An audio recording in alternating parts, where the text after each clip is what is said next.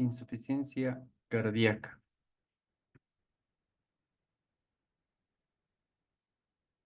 La insuficiencia cardíaca es un síndrome clínico que tiene la característica de presentar signos y síntomas de sobrecarga de líquidos y disminución del gasto cardíaco.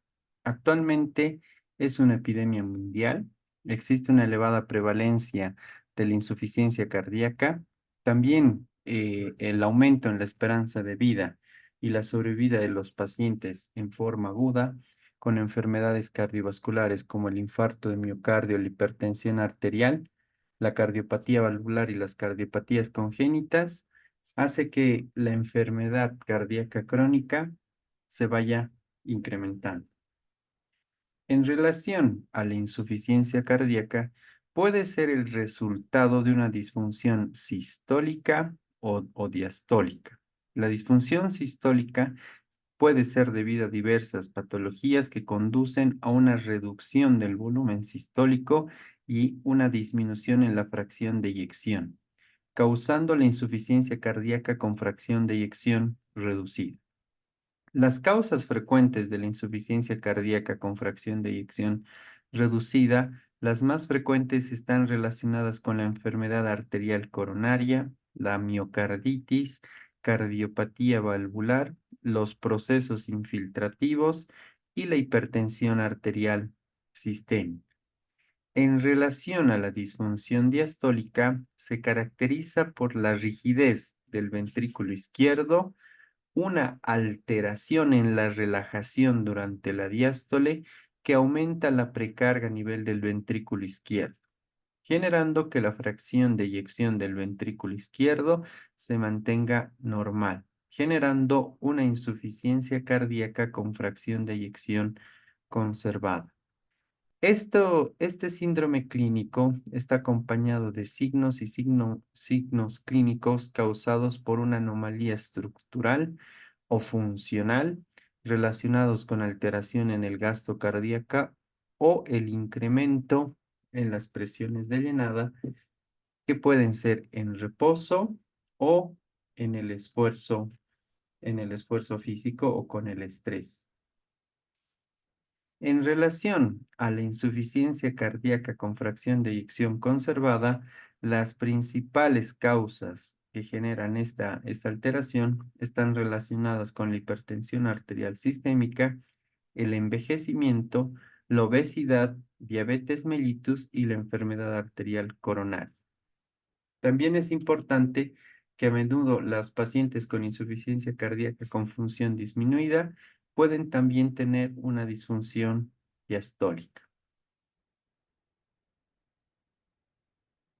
En relación a la epidemiología, la insuficiencia cardíaca puede estar presente en un 2% de la población adulta en los países desarrollados y en un 10% en las personas mayores de 70 años. El riesgo de desarrollar insuficiencia cardíaca comienza en una edad adulta.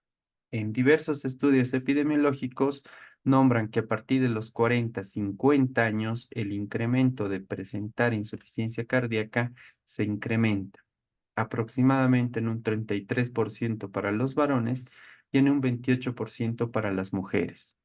Existe una incidencia de 3 a 4 casos nuevos por cada 1000 personas por año, también recordando que estos pacientes en la etapa aguda actualmente tienen una mayor supervivencia, se vuelven pacientes crónicos y los pacientes crónicos presentan reingresos hospitalarios por cuadros de descompensación aguda, siendo que los reingresos hospitalarios pueden ser incluso una alta tasa prevalente, presentando un porcentaje de entre 25 a 59%.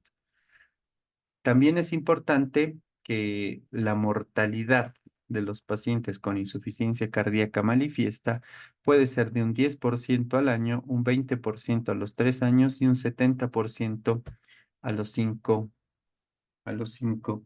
años.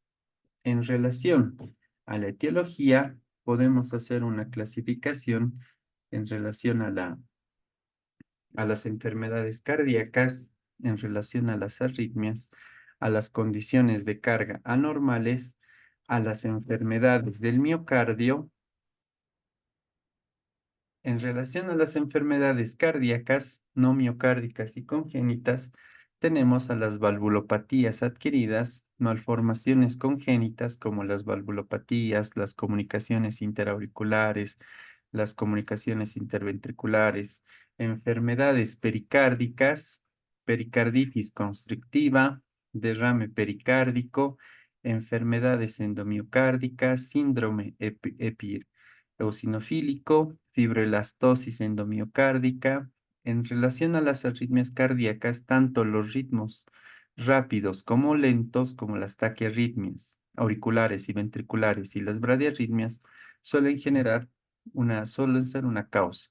En relación a las condiciones de carga normales, la hipertensión arterial sistémica, la hipertensión pulmonar y algunos estados de gasto cardíaco elevado como la anemia grave, la sepsis, la tirotoxicosis, enfermedad de Paget, las fístulas arteriovenosas, el embarazo o una sobrecarga de volumen como la insuficiencia renal, la sobrecarga iatrogénica de fluidos, las enfermedades de miocardio como la cardiopatía hipertensiva, la enfermedad cardíaca isquémica, que puede generar una cicatriz o un aturdimiento o hibernación del miocardio, un daño tóxico directo a nivel del miocardio por eh, abuso de algunas sustancias como el alcohol, la cocaína, anfetaminas o intoxicación con metales pesados como el cobre, el hierro, el plomo o el cobalto. Y los medicamentos, generalmente los utilizados para procesos de quimioterapia actualmente en pacientes con cáncer, como son los citostáticos, las antraciclinas o inmunomoduladores, como son los anticuerpos monoclonales, el trastuzumab o el cetuximab.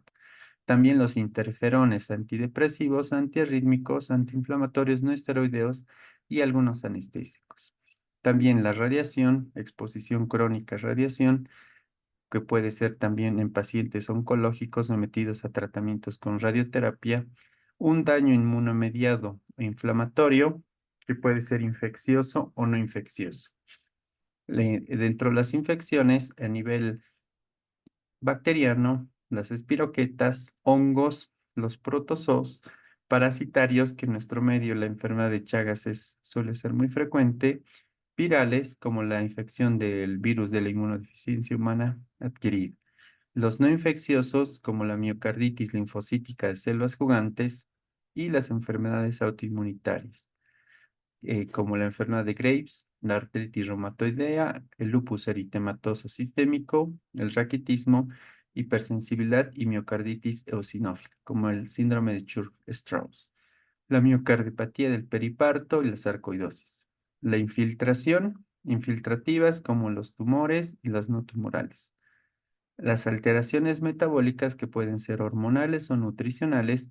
Dentro de las hormonales tenemos las enfermedades tiroideas, paratiroideas, acromegalia, deficiencia de la hormona del crecimiento, la hipercortisolemia, la enfermedad de Crohn, la enfermedad de Addison, la diabetes, el feocromocitoma. Y en relación a las nutricionales, deficiencias en tiamina, L-carnitina, el selenio, el hierro, los fosfatos, también algunas desnutriciones secundarias a procesos malignos, procesos como el VIH, anorexia nerviosa o algunos trastornos de la obesidad. Y en relación a las alteraciones genéticas, las más conocidas son la miocardiopatía hipertrófica y dilatada, y también la taquimiocardiopatía.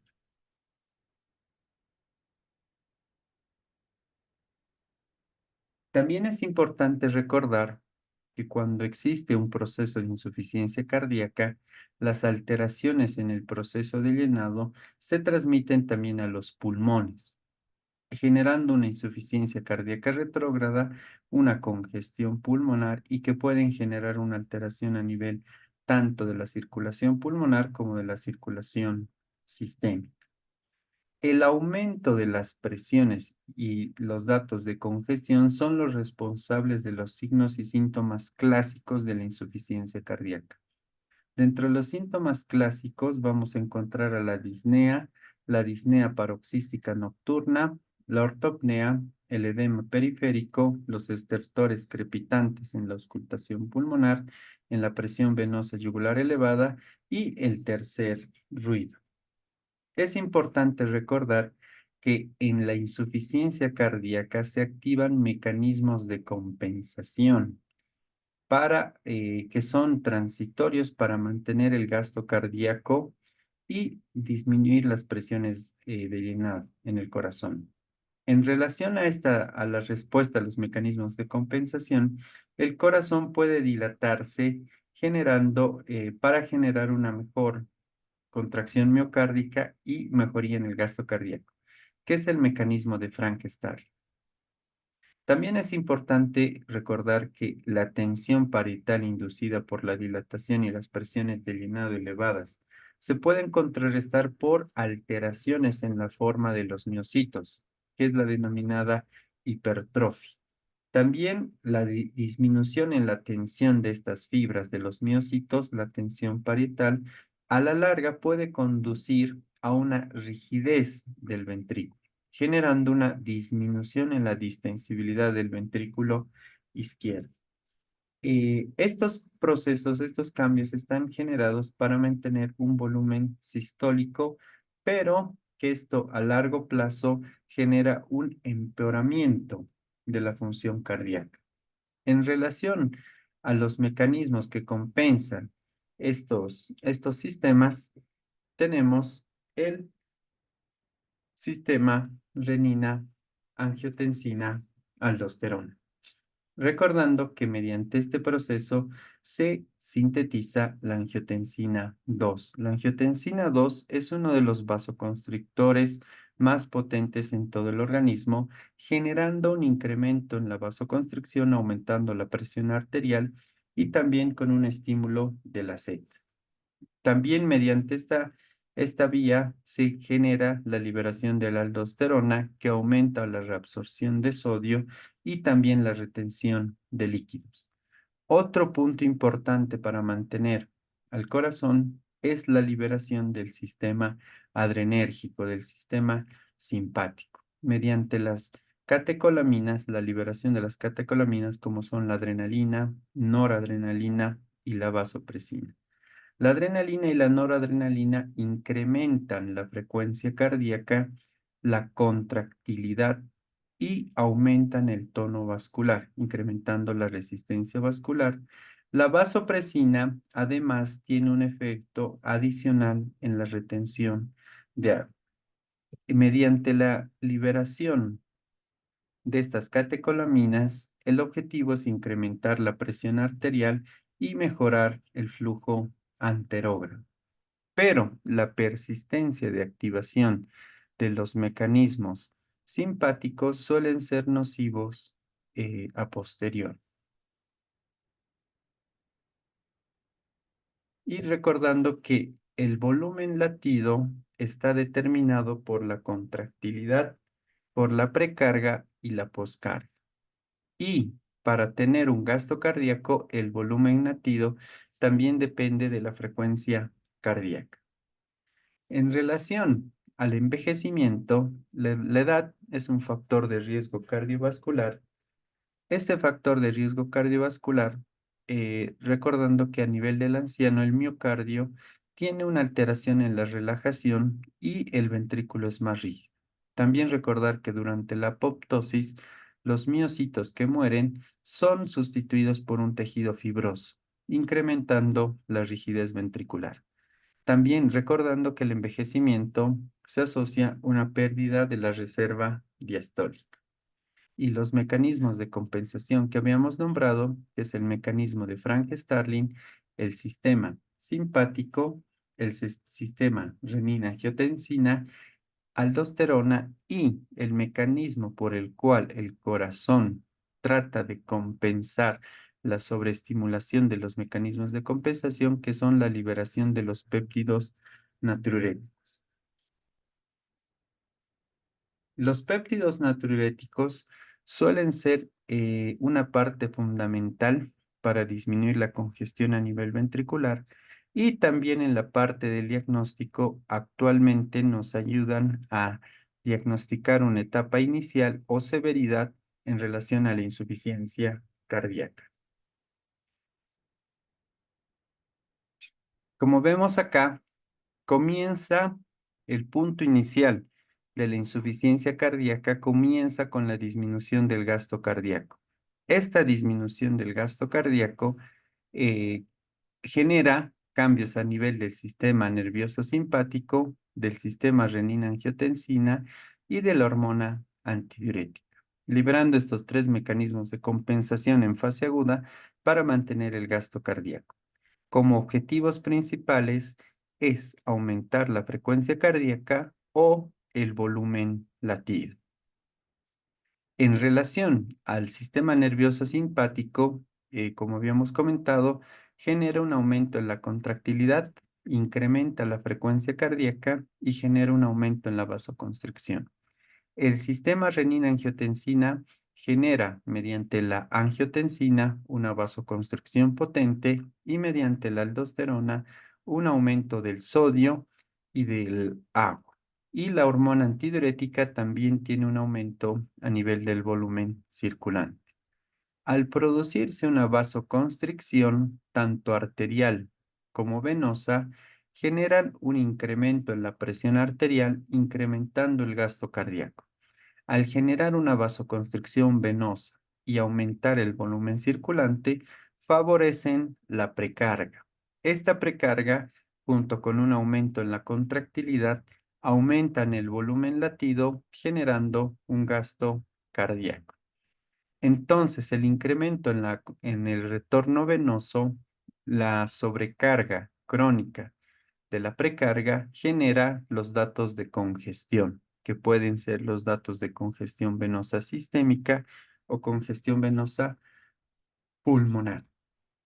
La clasificación de la insuficiencia cardíaca suele ser de diferente manera, pero vamos a hacer la clasificación de acuerdo a la fracción de eyección, al curso clínico, a los síntomas, a la clasificación funcional de la New York Heart Association y la gravedad de los síntomas en el contexto del infarto, como es la clasificación de Killip y Kimball. De acuerdo a la fracción de eyección del ventrículo izquierdo, se puede clasificar en insuficiencia cardíaca con fracción de eyección conservada, moderadamente reducida y reducida. Se habla de una fracción de eyección conservada cuando la fracción del ventrículo izquierdo es mayor al 50%, moderada cuando es de 40 a 49% y reducida cuando es menos del 40%. En relación al curso clínico puede ser agudo, subagudo o crónico. En relación a los síntomas, estos pueden ser tanto de insuficiencia cardíaca izquierda, derecha o congestiva cuando tienen ambos datos. Recordando que la insuficiencia cardíaca izquierda predominantemente son los datos de congestión pulmonar y en la insuficiencia cardíaca derecha predominantemente los datos de congestión venosa sistémica. En relación a la clasificación funcional de la NIJA, existe en 4 grados, donde el grado 1 no existe una limitación para la actividad física. El grado 2 es a moderados esfuerzos o que se manifiesta en pendientes. El 3 es en una situación plana donde el paciente no puede caminar. Y un grado 4 es cuando el paciente presenta los síntomas de sensación de dificultad para respirar en reposo. De acuerdo a la clasificación de Kimball, para un infarto de miocardio con insuficiencia cardíaca, el paciente en un grado 1 presenta, no tiene ni signos ni síntomas de insuficiencia cardíaca izquierda. El tipo 2 presenta estertores crepitantes y un tercer ruido cardíaco con un incremento en la presión venosa yugular y un edema agudo de pulmón. Y en el estadio 4, el paciente está en un choque cardiogénico con hipotensión y evidencia vasoconstricción periférica.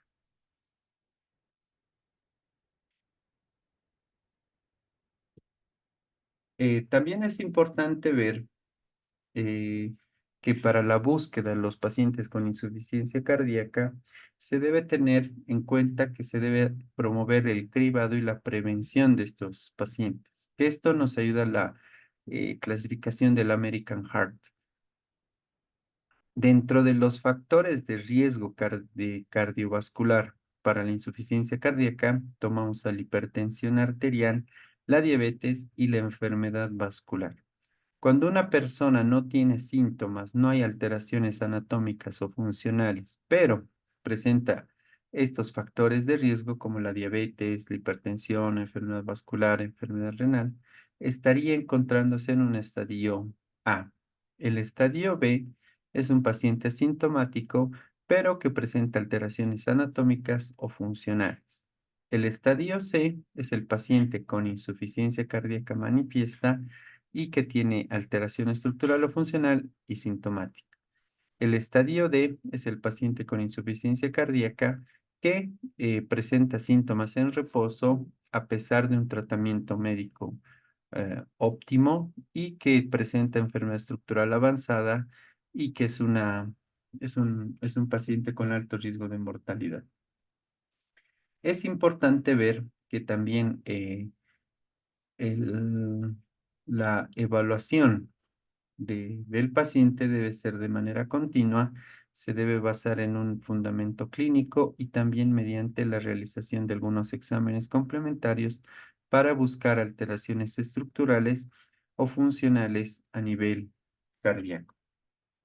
También para evaluar a los pacientes con insuficiencia cardíaca que no poseen síntomas, el péptido natriurético actualmente suele ser un examen complementario de laboratorio con una alta sensibilidad para el diagnóstico de una insuficiencia cardíaca.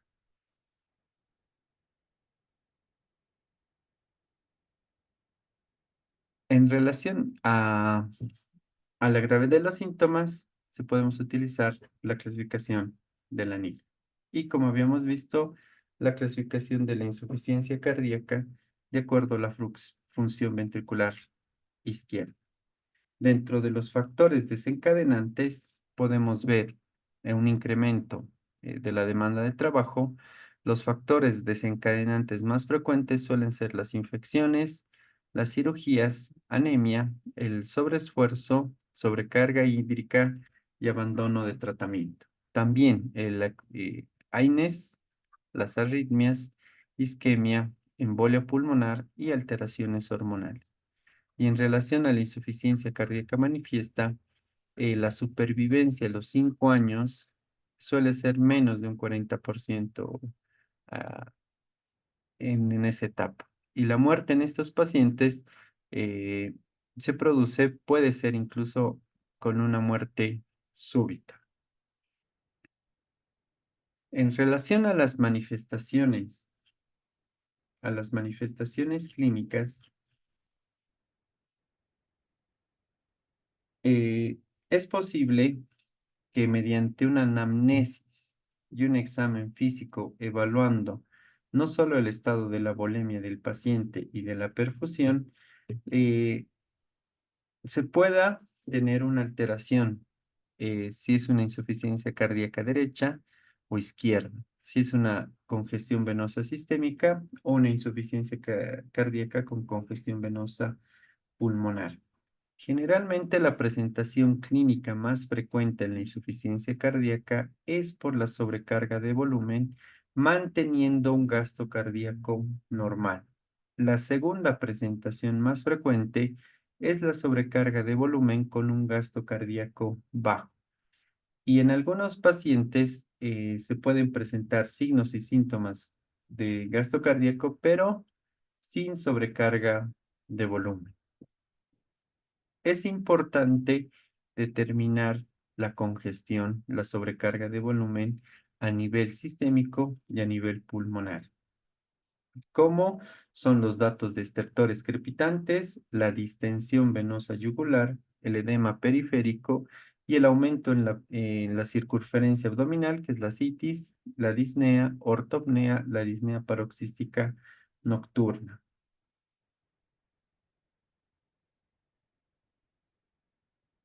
También es importante recordar que la disnea de esfuerzo y la ortopnea, la disnea paroxística nocturna, asociados con un incremento en la presión venosa yugular, son signos predictivos de presión de enclavamiento capilar pulmonar elevada, que son característicos de la insuficiencia cardíaca izquierda. En relación a los datos, a los signos que podemos encontrar en un paciente con un gasto cardíaco bajo, puede ser la presión del pulso baja, extremidades frías, alteración en la cognición. También es importante ver alteraciones en la función renal o hepática, que suelen ser un signo de una alteración del gasto cardíaco. También en algunos casos extremos, como habíamos visto en el contexto de un infarto, los pacientes que ingresan con un choque cardiogénico pueden estar acompañados de una disfunción multiorgánica. Y en relación a los síntomas, podemos ver los síntomas típicos, como son la disnea, la ortopnea, la disnea paroxística nocturna, la, una disminución en la tolerancia del ejercicio, fatiga,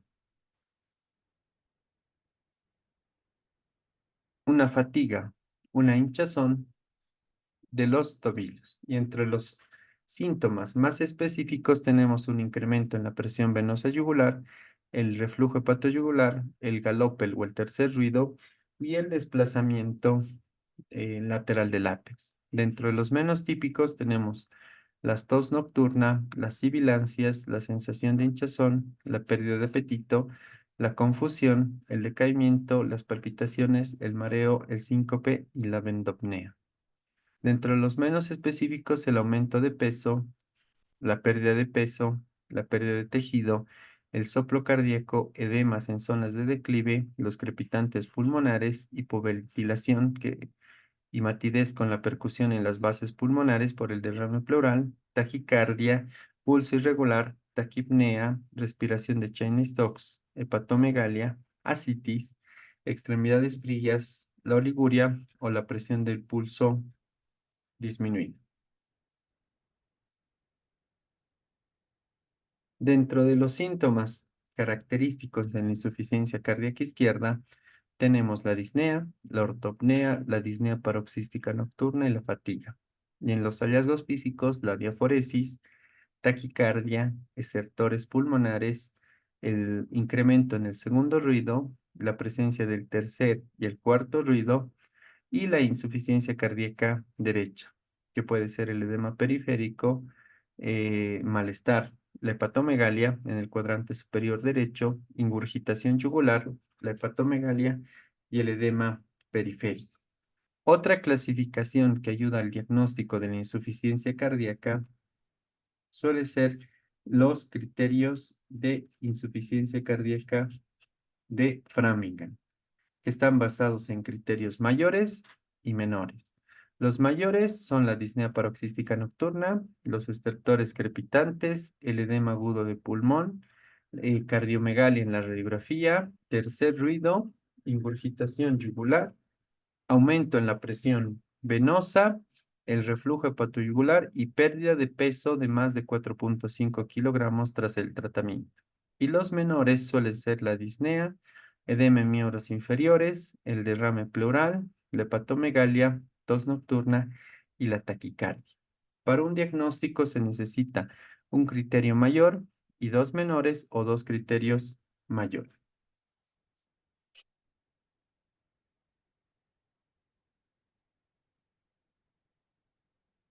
Recordar que para el diagnóstico, para el proceso diagnóstico, debe ser basado en un interrogatorio buscando factores de riesgo cardiovascular, analizando los síntomas típicos de insuficiencia cardíaca y la realización de los exámenes complementarios cardiológicos, como ser un electrocardiograma, una radiografía de tórax y, en el contexto para evaluar una cardiopatía estructural o funcional, una ecocardiografía.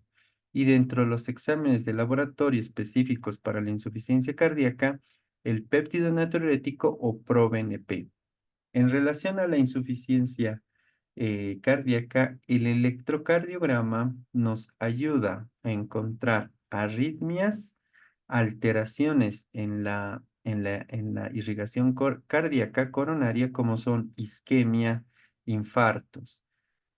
Y en relación a los exámenes de laboratorio, deben estar basados también en el tipo de paciente y en la búsqueda de la etiología, donde puede incluirse en un laboratorio algunos exámenes hormonales buscando disfunciones hormonales, alteraciones renales, alteraciones en la función renal, a nivel hidroelectrolítico o a nivel ácido base. En relación al electrocardiograma, un electrocardiograma normal no descarta un proceso de insuficiencia cardíaca, pero cualquier hallazgo que se presente en el electrocardiograma patológico apoya al diagnóstico de insuficiencia cardíaca. Lo más frecuente que se puede encontrar en los pacientes con insuficiencia cardíaca en el electrocardiograma suele ser crecimiento ventricular izquierdo, la presencia de ondas Q, bloqueos auriculoventriculares, los bloqueos intraventriculares, taquicardia sinusal y la fibrilación auricular.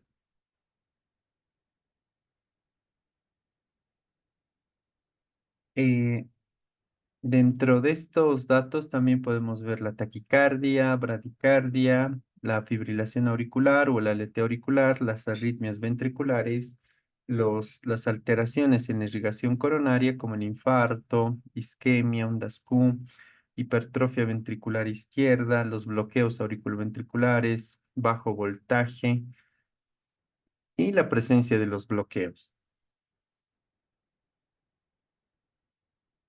En relación a la radiografía de tórax, es importante evaluar no solo la parte de la silueta cardíaca, sino también la parte pulmonar para ver una congestión sistémica.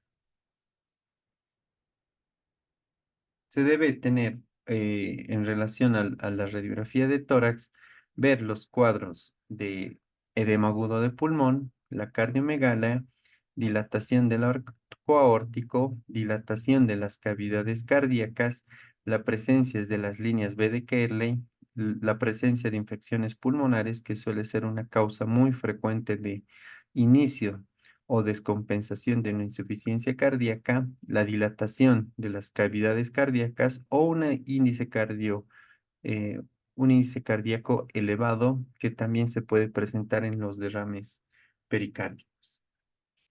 En relación a la ecocardiografía nos aporta principalmente la función ventricular izquierda, que suele ser un dato importante para el inicio del tratamiento y además nos aporta una información mucho más precisa que los anteriores exámenes complementarios sobre las dimensiones de todas las cavidades cardíacas.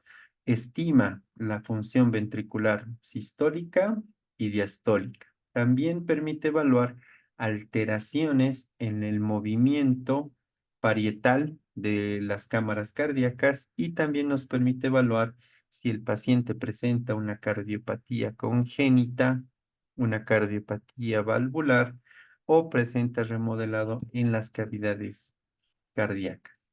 También es importante evaluar a nivel de la ecocardiografía el derrame pericárdico.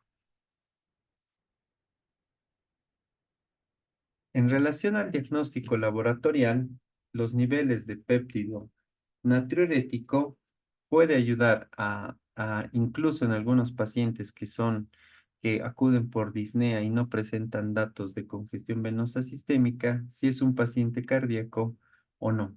Entonces, nos ayuda a diferenciar la causa cardíaca de la causa pulmonar. Siempre los niveles del péptido natriurético van a estar elevados en pacientes que presentan presiones de llenado elevadas, tanto en el ventrículo derecho como en el ventrículo izquierdo. Generalmente el punto de corte es de 400 picogramos mililitro.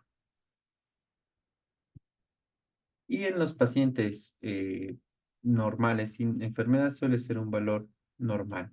La sensibilidad para el diagnóstico de insuficiencia cardíaca del péptido natriurético suele estar entre un 95 a 97% y con un valor predictivo negativo de un 90 a un 97%.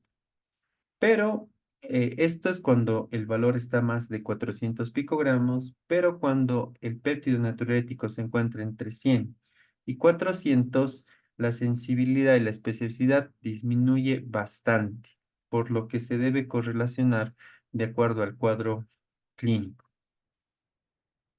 También en algunos casos, algunas situaciones que se debe tomar en cuenta que la insuficiencia renal, la edad avanzada y las mujeres suelen tener niveles de péptido natriurético mucho más elevados que el resto de la población. Entonces, esto se debe considerar para esclarecer el diagnóstico de insuficiencia cardíaca. Y en relación a los exámenes de laboratorio, depende del contexto clínico, pero se debe realizar los exámenes complementarios tanto para buscar los factores de riesgo cardiovascular, como la diabetes, la dislipidemia, la falla renal, como para buscar la etiología, alteraciones hormonales o alteraciones inmunológicas. En relación al tratamiento, el tratamiento lo vamos a dividir en un tratamiento farmacológico y no farmacológico.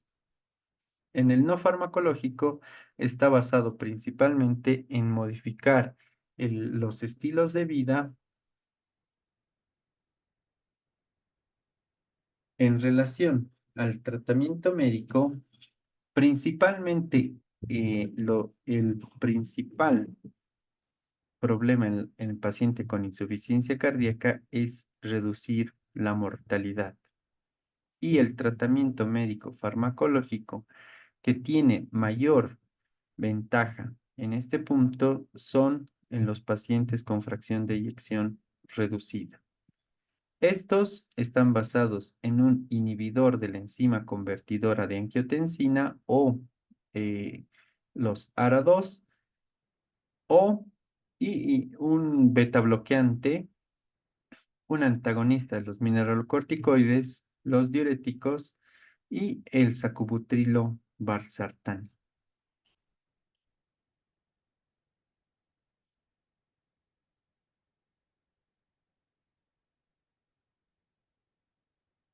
También es importante ver que los IECAS, ARA2, el sacubitrilo valsartán pueden tener algunos efectos adversos que se deben monitorizar durante el tratamiento.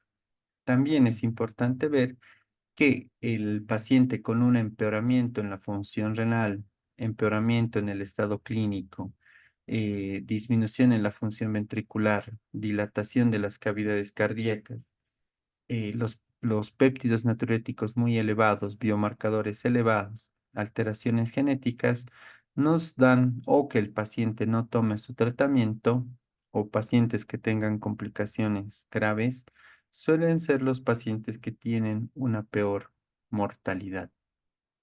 Es importante mantener el tratamiento farmacológico también de las comorbilidades, eh, como controlar la presión arterial, el tratamiento con estatinas en los pacientes con alto riesgo o con enfermedad arterial coronaria confirmada, el paciente que recibe los tratamientos con IECAS para la disfunción sistólica y también dejar los cambios del estilo de vida como control de el hábito tabáquico, el control del peso y de la actividad física. También es importante ver que los beta bloqueantes en la disminución en la función ventricular izquierda o pacientes con enfermedad isquémica con antecedentes de infarto miocárdico mejoran la aparición de los síntomas y prolongan la vida. También en algunos otros casos se pueden utilizar la terapia de resincronización cardíaca, el desfibrilador autoimplantable, la rehabilitación cardíaca y la asistencia circulatoria